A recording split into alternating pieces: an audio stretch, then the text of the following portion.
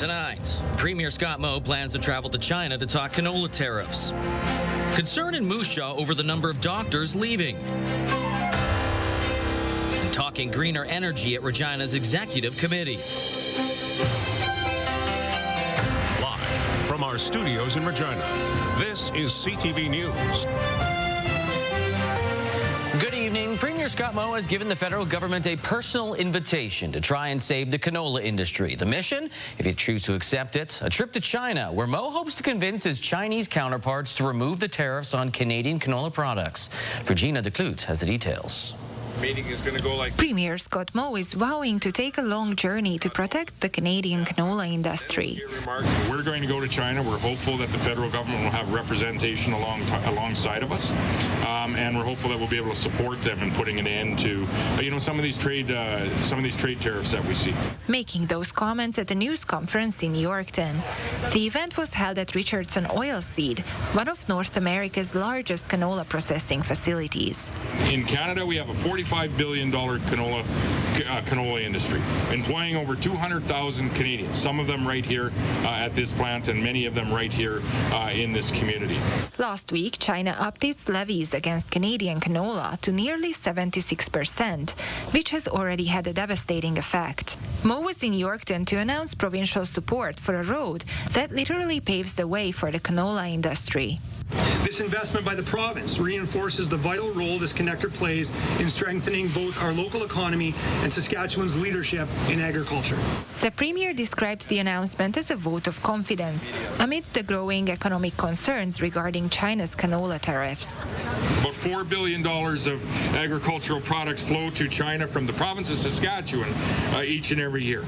And we need to work alongside our federal government in ensuring that those two markets are our highest priority. CTV News asked the Minister of Industry why the federal government has yet to take any action to support farmers. We will be there to support our canola industry. We will be there to support our farmers. And I know that the Prime Minister and the Minister of Agriculture have been working together to address this issue. The Federal Ag Minister and Parliamentary Secretary to the Prime Minister will be meeting with Moe, the Provincial Ag Minister, Export Development Minister, and leaders from the canola sector in Saskatoon on Thursday. Regina Declute, CTV News, Yorkton.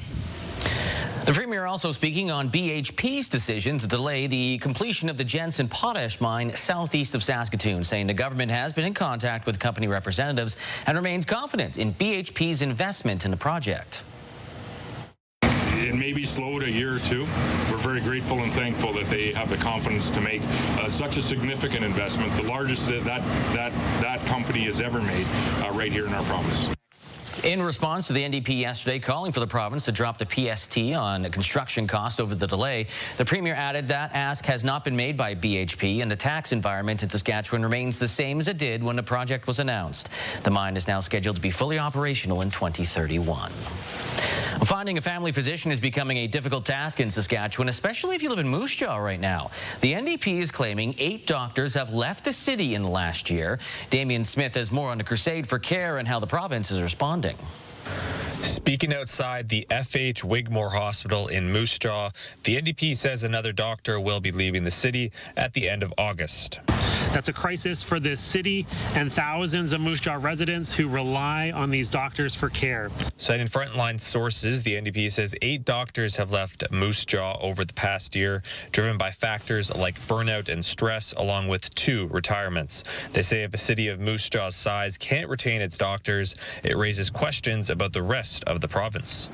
Unfortunately, this problem is not limited just to Moose Jaw. It's a pattern across Saskatchewan. As of yesterday, there were 286 vacant physician positions in the province. The government of Saskatchewan tells CTV News that they are actively working to fill current and upcoming physician vacancies and say that since their Health Human Resources Action Plan was launched in 2022, that Moose Jaw has seen 21 healthcare professionals hired under the Rural and a remote recruitment incentive, while 512 physicians have established practice in the province. Additionally, the Saskatchewan Health Authority has expanded medical residency seats and other training opportunities in Moose Jaw, along with L'Orange, Prince Albert, North Battleford, and Swift Current through various partnerships. Still, the opposition says more needs to be done to take the workload off family doctors, saying Saskatchewan holds the second worst provincial rate for doctor retention, behind only Newfoundland. Families deserve stability and access to care, but the Sask Party is pushing doctors to the brink and out of our province. Damien Smith, CTV News, Moose Jaw. The wildfire evacuation orders for Saskatchewan communities have all been lifted. Residents returning home to see the damage and already planning for next year. Jasmine Peltier has those details. Residents of Beauval have returned from evacuation and can now see the extent of wildfire damage to the surrounding forest. The village right now is concerned about the safety of the trees that are, the roots have been burnt. So it's right down and it's right to the edge of our houses. Mayor Rick LaLiberty says he hopes that northern communities can work with the province to prepare for future wildfire seasons. Our fire brigade is well in tune of how to deal with firefighter and structural fires now, so we're trying to revitalize their efforts and also train people as well.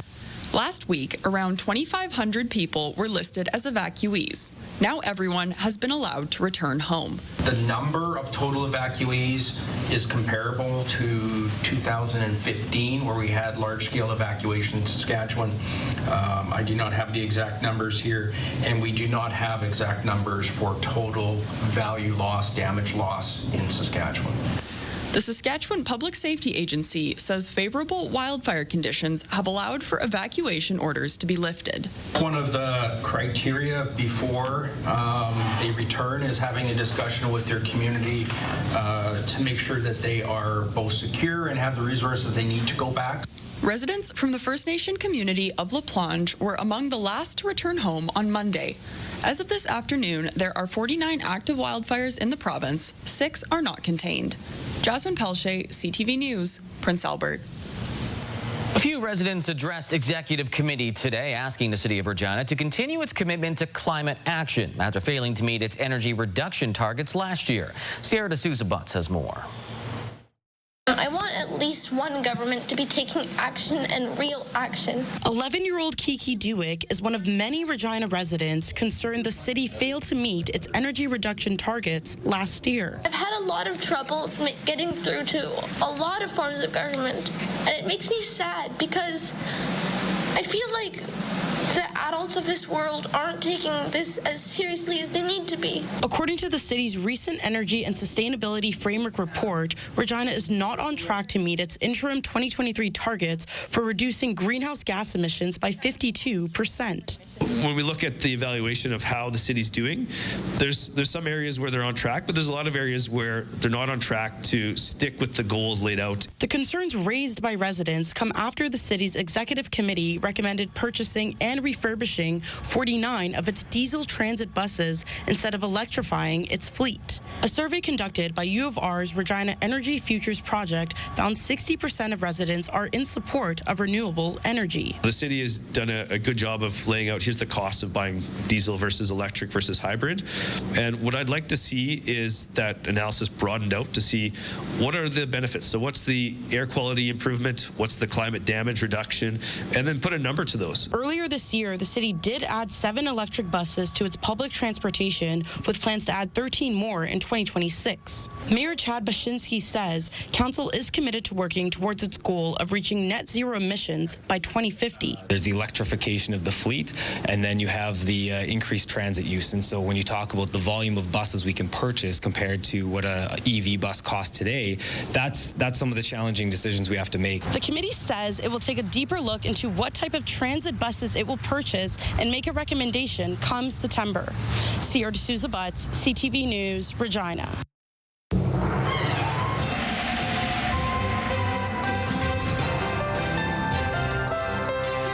Sabine is in for our first look at weather. And Sabine, we're keeping our eyes tonight on the southwest portion of the province. Yeah, we've just seen a severe thunderstorm warning. Essentially, there were watches, and now it's been lifted up to a warning, Lee, and that system is moving eastward up to about 70 kilometers an hour. Toonie-sized hail, strong wind gusts up to about 90 kilometers an hour, and some heavy rain. Now, as you watch on that radar satellite, it is tracking further into central Saskatchewan, so a chance we could see some of those warnings move further into Saskatchewan. But as of right now, the severe thunderstorm watches remain in many parts of southern Saskatchewan, along with the excessive heat warnings and tornado watches in the southeast. Temperatures still very warm, well above seasonal as we head into this evening, and even our lows are expected to be warmer than the average, which normally is about 10-11 degrees. But as we head into tomorrow, a lot of those watches and warnings will be lifted along with those heat warnings, and I'll have all the details coming up in your full forecast. Lee? Thank you, Sabine. In honor of 150 years signing on to Treaty 4, Musquepeeting Saulteaux Nation was working to get as many of their members onto their nation all at one time, and that includes youth currently in the child care system. Mick Favel brings us more on the week-long celebration. Members of Musquepeeting Saulteaux Nation receiving a special homecoming. A group of youth who were taken into the child welfare system, disconnected from their home nation, back home, brought together to meet family and community. This is where you come from. Whether you were raised on reserve, raised in the nation, you can always learn your history. You can always learn your culture. You can always learn who your people are. And we wanted to do that as leadership, to know, let our people know this is where you come from. Musquepeeting has been working to make this moment possible, coordinating trips from as far as BC for members to make it to the nation's first annual powwow. Barbara Feiss has raised her son since he was 6 weeks old. She says over the years they tried to get him connected to his home community, eventually starting correspondence. The meeting has been an emotional and overwhelming experience. He's a fantastic kid, and I love it because he's now starting to meet family and making friends and meeting cousins, and that's you can't put money on that. The special ceremony welcoming members back coincides with the nation's week-long event called Chikuk Days, honoring 150 years the nation signed on to Treaty 4 territory. The main event, a 3-day powwow inside of a brand new event arbor made of wood and steel, a place to gather and celebrate for years to come. This year is only the start, it's only the beginning, and we're hoping to make sure that everybody that belongs to Musquepeeting, whether they live in BC, Japan, wherever they are, that they know this is where their home is, this is where they belong. Chikuk Days are to conclude this weekend. Mick Favel, CTV News, Musquepeeting Saulteaux Nation. Saskatoon's Remy Modern is hosting dozens of international guests this week for a conference on the agricultural applications of Synchrotron research. Hallie Mandrick explains. Saskatoon is home to one of Canada's most powerful scientific tools, called a synchrotron, also known as the Canadian light source. It's a football stadium-sized microscope that allows you to do really fun and important research on many different research questions can be addressed with this fancy tool that we have right here in our backyard. The Pan American Light Sources for Agriculture is a conference originally created by the Canadian Light Source, which fosters collaboration between synchrotron facilities in Brazil and the United States. And so these three great organizations gathered together and said, we should have a conference which is to do with the applications of synchrotron in agriculture. Going on its 4th year, the conference is an opportunity to compare ideas and learn from one another regarding the many ways a synchrotron can be used. This year's theme, Advancing Sustainable Agriculture and Food Research. How crop science is essential to feeding the population, the larger population of Canada, I think that's what Synchrotron has to tell us. It tells us, it helps users actually better understand what's happening in the crop. I think that's the magical part of Synchrotron. Those in attendance say the information shared at this conference is important now more than ever. In a time when environments are changing and we need our crops to adapt to that, and we also need to look at increasing population and feeding that. It's a time when we need to deploy our high technology approaches to study agriculture. Hallie Mandrick, CTV News, Saskatoon. Still ahead, a look at the tentative deal between Air Canada and their flight attendants. And how is Washington, D.C. faring under the watchful eye of the National Guard?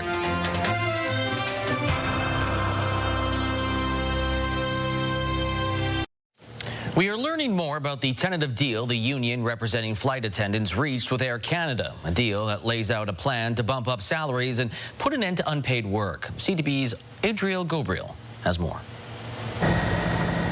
With Air Canada slowly getting its fleet off the ground, industry watchers say parts of the proposed deal will leave some flight attendants deflated. They won't be able to afford the cost of living and living wage in Toronto and Vancouver. Air Canada and CUPE have yet to confirm the wage increase being offered, but multiple aviation insiders, including McGill University's John Graddick, say they've seen the numbers. 12% increase immediately for the junior flight attendants, 8% for the more senior flight attendants, and then progressively through the contract, 3.5%, 3%, and then 2.5%. Though the pay grade for cabin crew with less than 5 years of service will still fall short of what some U.S. carriers offer their staff who work out of major hubs. If you happen to live in L.A., if you happen to live in New York, if you happen to live in Chicago, we're giving you an extra $2,000 a month. And that should get you up to a living wage in those cities where you have a high cost of living. Air Canada flight attendants haven't been receiving an hourly wage while checking in passengers. CTV News has confirmed that the airline is now offering 50% of their hourly rate as ground pay for the first hour of pre-flight work on a narrow-body aircraft and 70 minutes for larger planes. The ground pay rate will increase to 70% by the time the deal expires in 4 years. The flight attendants at Air Canada felt that this was a negotiating element of their contract that they could get a lot of Canadians to support. Air Canada's offer of ground pay follows a similar move already made by Delta Airlines in the U.S. It could trigger similar demands by flight attendants at other Canadian carriers. WestJet's contract with its cabin crew expires at the end of the year. A source tells CTV News that CUPE began presenting Air Canada's offer to their members this morning. Voting is expected to be completed by the end of next week. Adrian Gabriel, CTV News, Mississauga, Ontario. After earning his seat in the House of Commons in a by-election, Conservative leader Pierre Poilievre was back to work outlining the party's action plan to combat violent crime and extortions with a three-point plan that would, among other things, list the Bishoni gang as a terrorist organization. Doing so would allow police to arrest anyone who raises money, organizes, plans, does logistics or recruitment, and put those people in jail, or if they are non-Canadians, kick them out of this country. Conservatives say their action plan would also restore and strengthen mandatory jail time for extortionists and keep repeat violent offenders behind bars. 5 members of the Canadian military have been suspended after video surfaced showing them with other members who gave Nazi salutes. Lieutenant Governor General Mike Wright says in a statement he was notified of a video containing hateful conduct involving members of the Canadian Army, reportedly filmed in 2023. The members involved could face further disciplinary action, including possible dismissal. And the head of Canada's military is speaking with other top soldiers across the NATO alliance today, seeking options for upholding peace in Ukraine if a ceasefire comes into effect. Chief of the Defense Staff, General Jenny Carnagan, is among the 32 defense chiefs that met and discussed a plan for safety guarantees for Kyiv. This follows the meetings Trump had with Russian President Vladimir Putin in Alaska on Friday and Ukrainian President Vladimir Zelensky at the White House on Monday. Neither meeting resulted in a solution to the fighting. Ukraine wants Western-backed military assurances that Russia won't invade in coming years, while Russia has said it won't accept NATO troops in Ukraine. Since U.S. President Donald Trump declared a crime emergency in Washington, D.C. 9 days ago, hundreds of armed National Guards have been called in to patrol, even though some local officials say crime has diminished. Judy Trin has the latest from Washington, D.C. welcome for 3 of Donald Trump's top officials as they walked into Union Station to greet the National Guard. The concerns of protesters were dismissed. We do not have to allow our cities to be taken over by violence and by disorder and by chaos. The voices that you hear out there, those crazy communists, they have no roots, they have no connections to the city. But the organizers of this... The following is a message from the Canadian National Public Alerting System.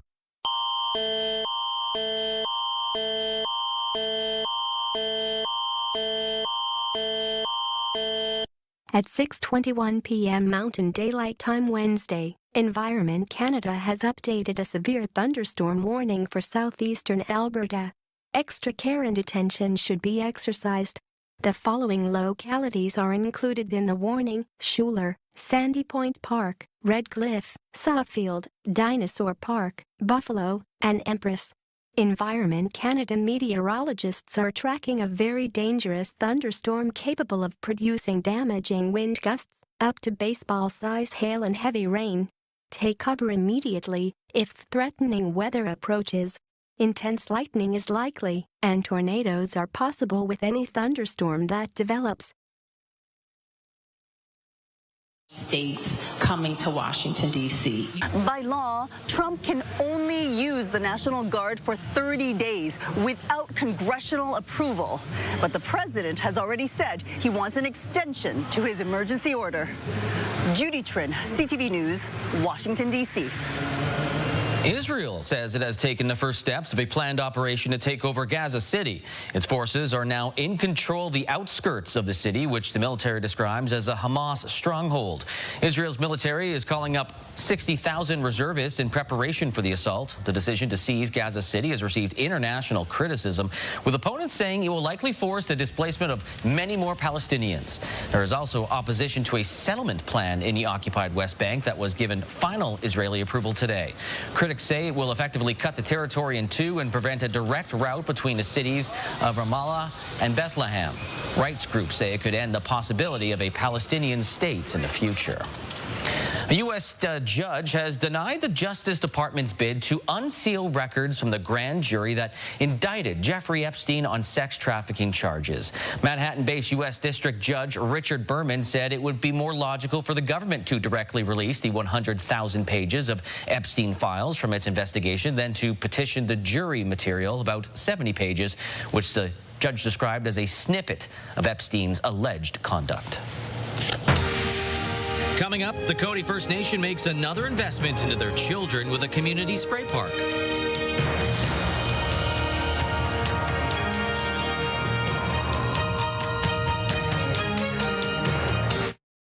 The Regina Pats have unveiled a bold new vision. In the morning, we're sitting down with the team's CEO to talk about that direction and the start of training camp. News, weather, and traffic. It's everything you need. CTV Morning Live, weekdays 6 to 9.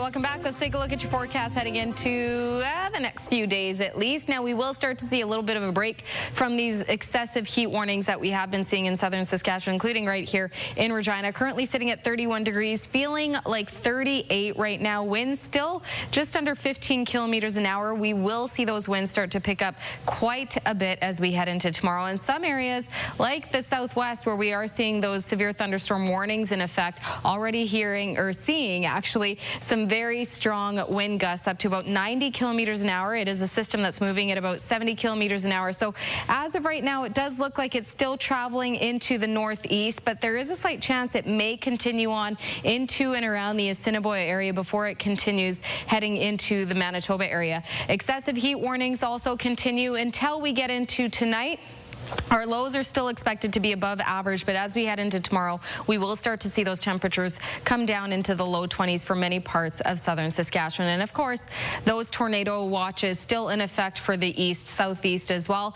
Basically, it is just the conditions are favorable for those strong storms to develop, which eventually could also lead to the development of a tornado. So something to keep in mind, all of these watches and warnings are expected to lift late tonight into tomorrow morning. And basically, I'll show you what you can expect heading into later this evening. Still a slight chance we could see some storm activity just north of the Swift Current area and again into that Assiniboia area, as I mentioned, with those warnings in effect. And then even into later into the morning, we could possibly see some rain continuing in southern Saskatchewan. But by the time we get into Thursday, much of the day is expected to be nothing but sunshine and clear conditions. We're still expecting to see a lot of that rain in northern Saskatchewan, but as that system continues to rotate, we will see some of that rain come down into central southern Saskatchewan around the Wynyard area early morning Friday there, with a little bit of that cloud cover as well. And then cloudier conditions to start your Friday with a slight chance of some scattered precipitation.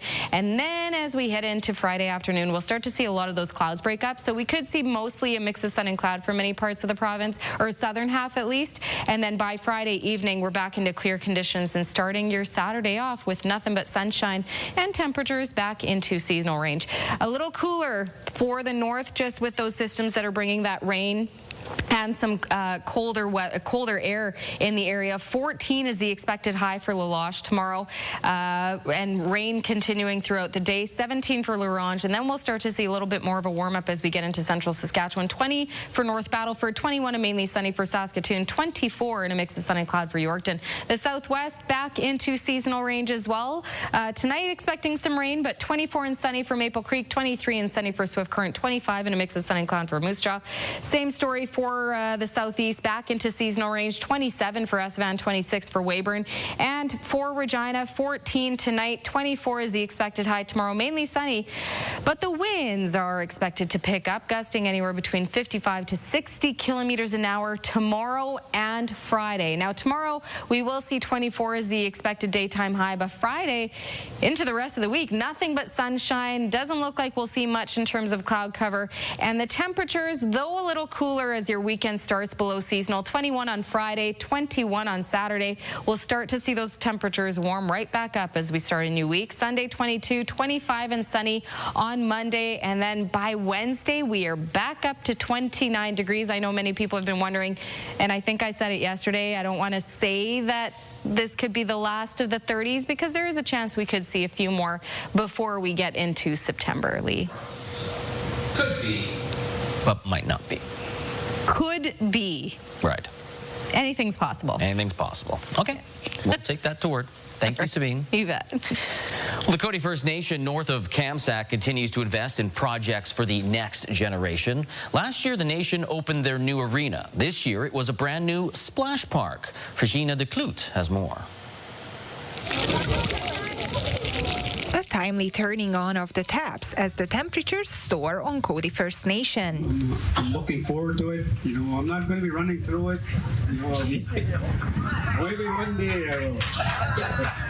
While he in fact didn't run, the chief was drenched from head to toe at the grand opening of the reserve's brand new splash pad. This idea, actually, the concept of the splash pad, the spray park, and this recreation site in general came from our comprehensive community plan. So the plan was developed 5 years ago through surveys, interviews, and one-on-one sessions. Building that new rink and the arbor and fixing up the sports grounds and the playground that's here and the grand opening of the spray park, you know, and the walking path that we have, you know, it's all part of, you know, good health and prosperity for our community. This cool place for Cote kids was made possible with the government's Community Development Wraparound Initiative. It's been a lot of moving parts to get to where we are today, so hopefully this is, again, just another momentous occasion which will lead to the next one, whenever that may be. So hopefully that'll be next year, May or June, when we're unveiling the pathway. The splash park is now busy with kids enjoying some refreshments under the August sun, but there is still work to be done. Some of the things that are missing is actually some more stonework, I guess some graveling. We're actually hopefully going to be doing some landscaping here as well. This week, the park will be open in the afternoons, but starting next week, week, it should be making a splash all day long. Regina Declute, CTV News, Cote First Nation. Still ahead, the Riders bring in some kicking competition with Canadian Campbell Fair.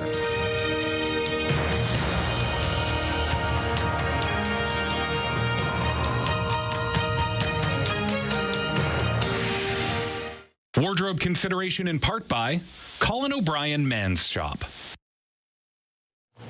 With Brett Lothar struggling on field goals this season, missing one of every 3 kicks, the Riders have decided it would be fair game to bring in some competition.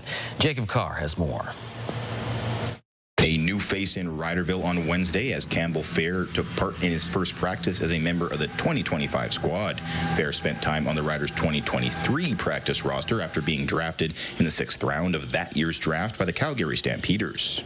Haven't been told much. I think they were waiting to see how I did over the next couple of days, and then they'd have a conversation with me. But I'm just happy to be here, whether I play or not. I'm gonna be ready either way. The Riders say the decision to bring in Fair at this point in the season does not coincide with threatening current starter Brett Lothar's job.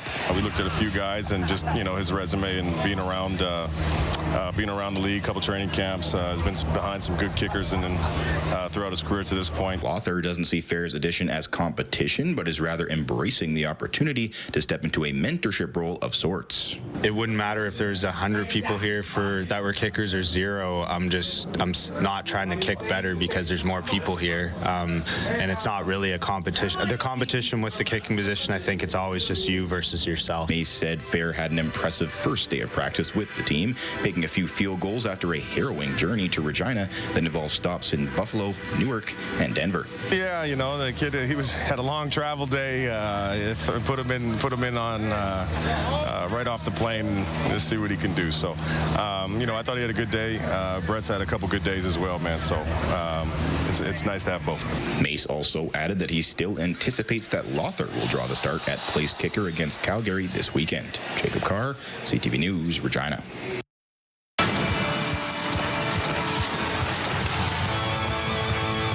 Welcome back to another edition of X's and O's with Wes Cates. Once again, the Riders have the game of the week this time. It'll be in Calgary against the Stampeders. And this is the team that beat the Riders so far in the first half of the season.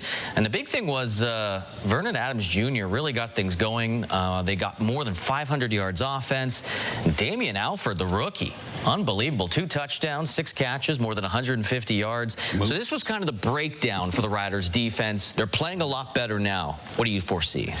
Yeah, I feel like it was a slow process, but the Riders basically took their time kind of working through their coverage schemes with that defensive secondary, kind of sitting back and playing things of that read defense as people have been describing it. So I think that the Riders have perfected that to an extent, right? You're never perfect, but they definitely are playing some great football. We've seen them going up against Montreal, and then last week, obviously, things are working on defense. They're getting home to the quarterback with 4 and 5 rushers, so the 4 D linemen are doing their job, and when they do send pressure, it seems to be getting home. So I think as far as the defense is concerned, they've ironed out some of those issues they had the first time they saw Calgary, and it was just, I felt like with that delay of a day, it was just a weird game, and it was just one of those letdowns that had plenty of excuses behind it. So that was kind of an anomaly, and I feel like this will be a different Riders team, and obviously Calgary will come in with a little bit of fire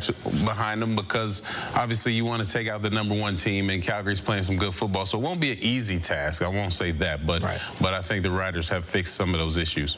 Offensively, Trevor Harris had a great game. He threw for more than 400 yards against Calgary, but it was just they lost the battle in the trenches. A.J. Ouellette, no holes, 6 carries for 9 yards.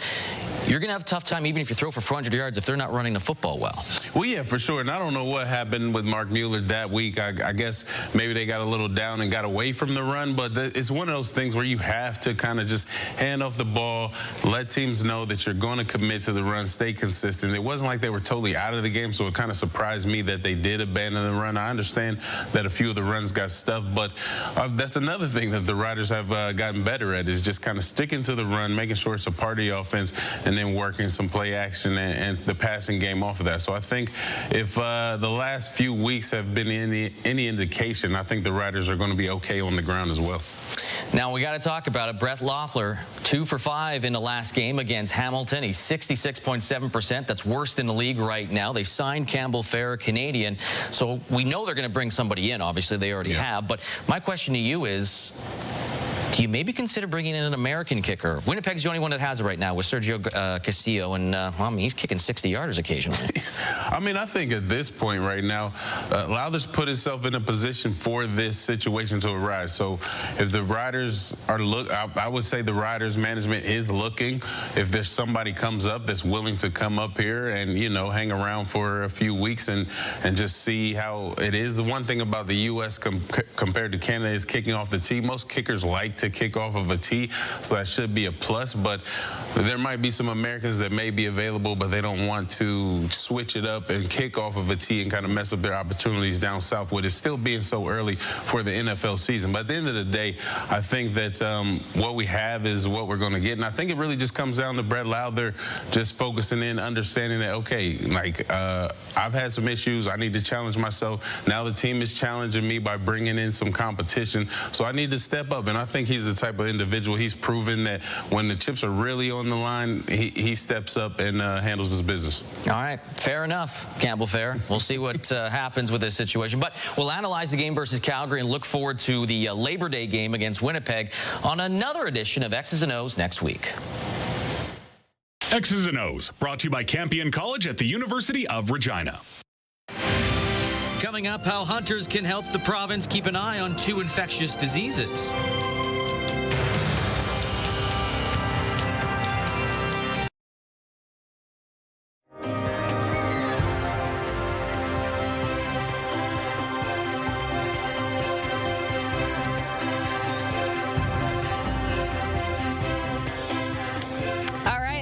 Your forecast for tomorrow when it comes to the rural locations. And again, we are back into some seasonal temperatures. Won't be seeing those very warm temperatures that we have been seeing across the province. And no, well, we shouldn't expect heat warnings for southern Saskatchewan, but let's take a look at what we can expect when it comes to temperatures. Now, areas like Meadow Lake, Spiritwood, Lloydminster will feel the effects of the cold front that's coming in, bringing that rain for northern Saskatchewan. So 18 degrees for Spiritwood, Meadow Lake, 19 for Lloydminster, and then a little warmer for Hudson Bay, Wynyard, Outlook, Kindersley. 22 is the expected high, with Melfort Watrous expecting to get up to 21 degrees.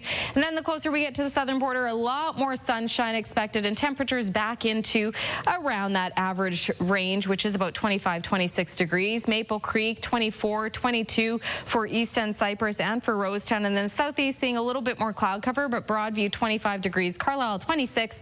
And Lumsden and Pilot Butte, mainly sunny and 24 degrees. If we take a closer look at La Loche, where internet speeds up to 1 gig are available through SaskTel. Now, La Loche will be, of course, in the north, where we're seeing a lot more rain expected for tomorrow. So rainy and 14 degrees is the expected daytime high for La Loche. That 14 will feel more like 12 degrees. Expect up to 25 millimeters of rain tomorrow.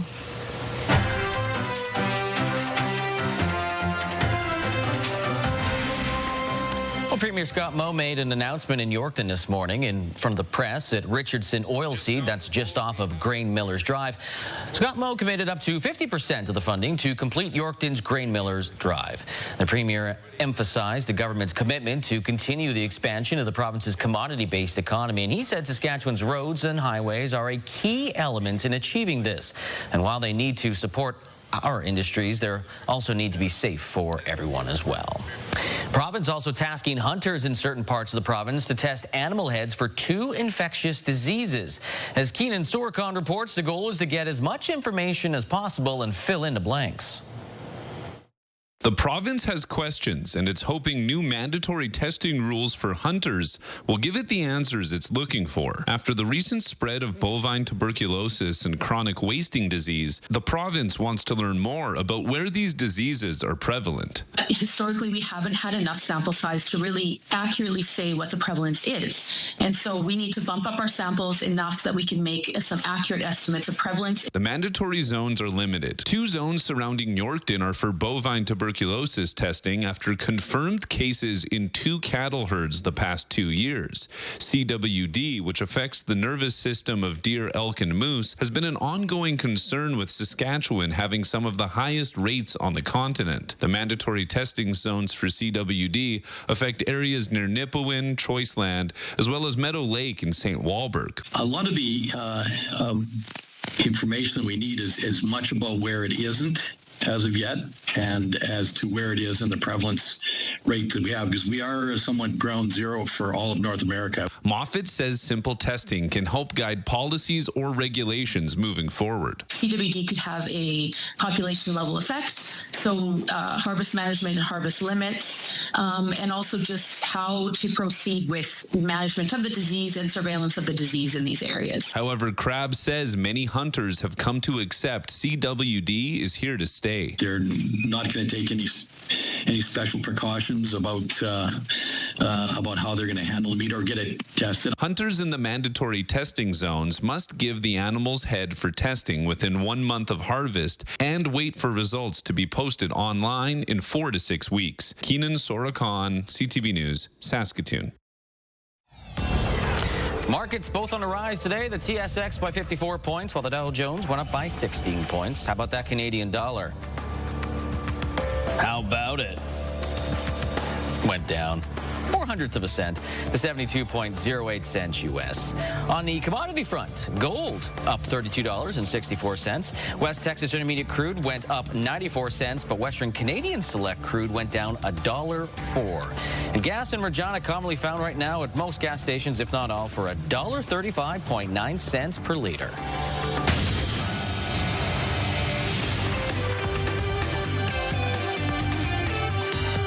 Canadian small business owners are being squeezed by the trade war. The Canadian Federation of Independent Business says 59% of the owners they polled are affected by steel and aluminum duties. It is not only raising costs, but also cutting revenue. About 1 in 5 small business owners says they won't last another 6 months without help. Lowe's is buying foundation building materials for $8.8 billion U.S. It helps the home improvement company better serve contractors and builders. Lowe's also reported earnings that beat profit estimates. Shares were up today. Investors have been selling off technology stocks, leading to about $1 trillion loss for the S&P over the last 4 trading days. Tech did regain some ground in trading today. Analysts say investors may be worried about companies being overvalued. Those are your business headlines. I'm Morella Fernandez.